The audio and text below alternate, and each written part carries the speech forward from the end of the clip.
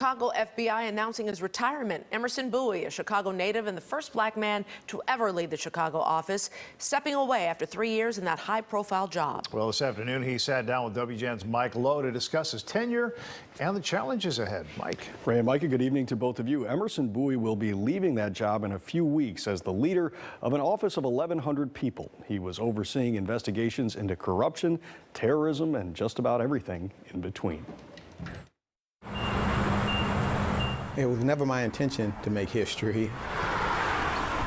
56-year-old Emerson Bowie never thought he'd break a barrier at the nation's foremost law enforcement agency, but as the first African American to lead the FBI's Chicago division, he knew he had an extra responsibility. One of my major goals was to make sure that everyone had access and everyone had a voice. Bowie was born in Chicago and raised in Englewood. I think it allowed me to bring a very acute understanding of the city. He played high school football, a sport he credits with instilling the values of discipline, drive, tenacity, and teamwork. But he says academics were just as important as athletics in shaping his character. I played high school football, I was captain of my football team, but before that I was the captain of the math team. So the two dynamics don't usually go together, but they both teach you something very important. They teach you how to be deliberate. He graduated from Lindblom High School and Western Illinois University, and then served in the U.S. Army during Operation Desert Storm. In crisis situations, the same thing applies. You have to spin down when everybody else is spinning up. He found his calling when he joined the FBI in 1992. He would spend 30 years with the agency, serving in Colorado Springs, Washington, D.C., Springfield, London, El Paso, and Chicago, focusing on national cybersecurity, counterterrorism, and corruption. The Chicago Division has a history of doing very good public corruption work. He supervised some of the biggest political corruption investigations in recent memory. No, I'm not a target of anything. From the case against former Illinois Speaker Mike Madigan to the indictment of Chicago's longest-serving alderman, Ed Burke.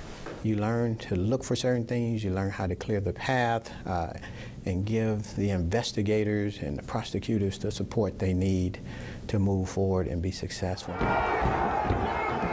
The Chicago division has also played a key role in the sprawling investigation into the January 6th attack on the Capitol.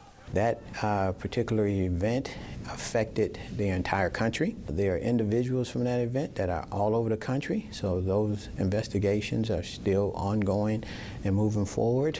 He also grappled with the ongoing issue of violent crime in Chicago. I have family members, my mother, other relatives that live in the city, and it is so rampant at times that anyone can be a victim at any time. So we all walk around with the same concern. That being said, it is not just an issue where you can arrest your way out of it. And he leaves having overseen the investigation into the Highland Park mass shooting, the latest in an unending line of horrific mass killings.